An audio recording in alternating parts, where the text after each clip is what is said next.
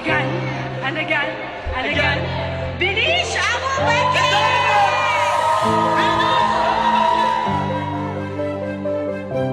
And top one is, take a guess.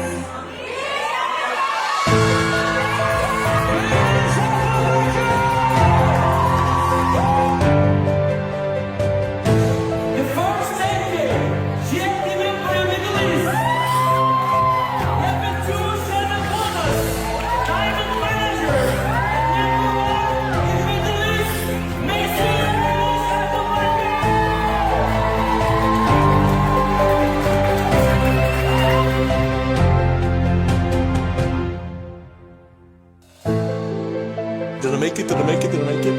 Beenish is back. Good to have Beenish back on the GLT from UAE.